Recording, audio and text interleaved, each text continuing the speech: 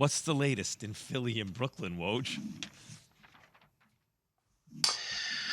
Well, the Sixers, and what they plan to do with Ben Simmons is still built around the idea of, can they use Simmons as part of a package to get James Harden? And it seems like it's certainly held up anything else Philly might do with Simmons, I think, at the trade deadline today. And then I think beyond into the offseason. I think the Sixers' focus is, can they find a way to get a deal for James Harden?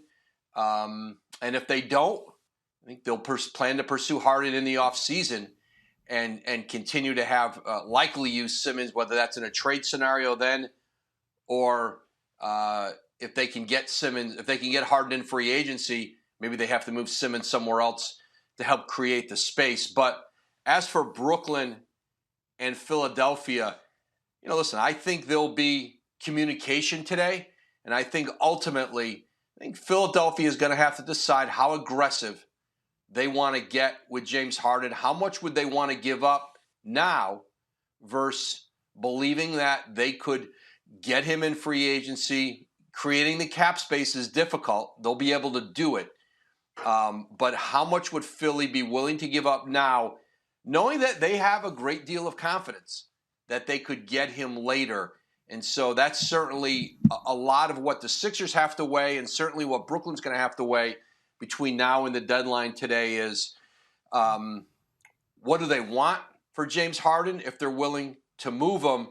Do they want to go the rest of the way this season and hope that they can get him, get the big three back together after All-Star break when they expect Durant back? So, again, I think you can expect there to be communication between the teams today leading up to 3 o'clock. There's not been a negotiation going on, but listen, they know what the stakes are, and I think both organizations have to decide, their tolerance level of risk for the short term and long term built around Harden's future and Simmons by extension. My man, 50 grand Woj.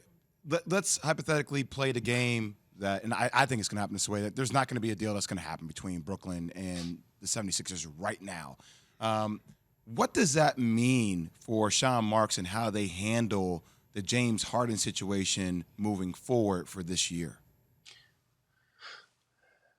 Treat them like the Raptors did Kawhi Leonard, which is, we're trying to win a championship. We may not be able to keep the player at the end of the season. And listen, Brooklyn knows, Vegas will still tell you that a healthy, on-the-floor Brooklyn team is still a favorite to win a championship. I think the Nets have that confidence that that's the case if they're all playing.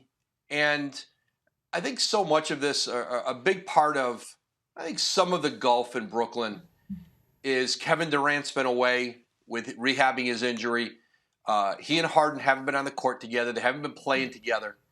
I don't know if it would solve all the issues that are there, but I think that once they're playing again, I think there's still a belief that, again, their role players go back and be role players. You're not asking them to do all the things they're asking them to do now that they can't. They're not winning any games without that group on the floor. But I think the belief is James Harden will play if Kevin Durant's out on the floor with him. What's gone on the last week or two is not great. It is not ideal.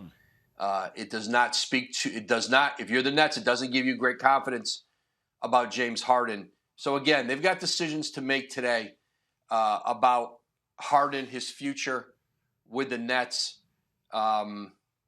But the idea of just giving James Harden away, just cutting your losses and giving him away in a panic, that's not been the stance so far with the Nets. Thanks for watching ESPN on YouTube. For live streaming sports and premium content, subscribe to ESPN Plus right now.